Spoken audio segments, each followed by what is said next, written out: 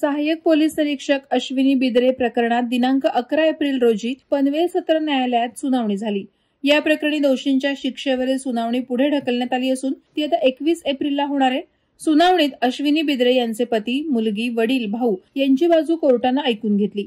मुख्य आरोपी अभय कुरुंदकर, त्याचा साथीदार कुंदन भंडारी, महेश फळणीकर यांचं म्हणणं देखील ऐकून घेतलं। न्यायालयाने या प्रकरणातील दोषींना किती शिक्षा व्हायला हवी आणि मदत किती हवी असा सवाल अश्विनी बिद्रे यांची मुलगी सिद्धी गोरेला विचारला। त्यावेळी आईच्या आठवणीनं सिद्धीचा कंठ दाटून आला। न्यायालयात बोलताना तिच्या अश्रूंचा बांध फुटला। सिद्धी आईच्या आठवणीत भावुक झाली। मी इयत्ता पहिलीत असताना आईला भेटले होते, त्याला आज 10 वर्ष झाली। या कालावधीत माझ्या कुटुंबाला बराच त्रास सहन करावा लागला। आमच्यासाठी हा काळ संघर्षाचा होता। धमक्या आणि दहशत सहन करावी लागली। माझ्या वडिलांना कोल्हापूर ते अलिबाग आणि पनवेल अशा फेऱ्या केससाठी सतत माराव्या लागल्या। अशा शब्दात सिद्धीनं कुटुंबानं केलेला संघर्ष सांगितला। आईच्या पोलीस खात्याचा अभिमान वाटतो, पण जो प्रकार तिच्यासोबत घडला असं म्हणताना सिद्धीचा कंठ दाटला। आरोपींना देहदंडाची शिक्षा व्हावी असं सिद्धी म्हणाली। आपण पुढे UPSC करणार असल्याचंही तिनं न्यायालयाला सांगितलं। अश्विनी बिद्रे यांचे वडील जयकुमार बिद्रेही न्यायालयात भावुक झाले। आरोपींना कठोर शिक्षा व्हावी अशी मागणी त्यांनी केली।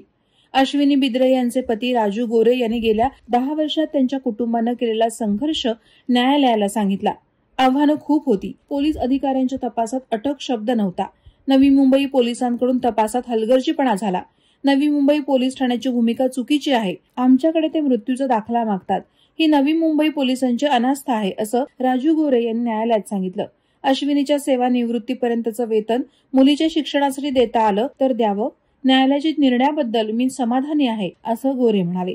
आज मला बोलवण्यात आलेलं न्यायालयाने माझं मत मांडण्यासाठी। मग माझं एकच मत होतं की ह्या सिस्टममध्ये जी संत गती आहे, ज्याच्यामुळे केसेस सॉल्व्ह होत नाही, त्याच्याबद्दल काहीतरी करावं। कारण आमची देखील केस 9 वर्ष लागले आहेत। 9 वर्षानंतर बाबांच्या एफर्ट्स, बाबांनी जे प्रयत्न केले त्याच्यामुळेच इथे कुठेतरी निकाल लागायची शक्यता आहे, नाहीतर तेही झालं नसतं। आणि पोलिसांनी जो हलगर्जीपणा केला आहे सुरुवातीला, तो खूप निंदनीय आहे। कारण खूप क्रूरतेने माझ्या आईला मारण्यात आलं आहे। आणि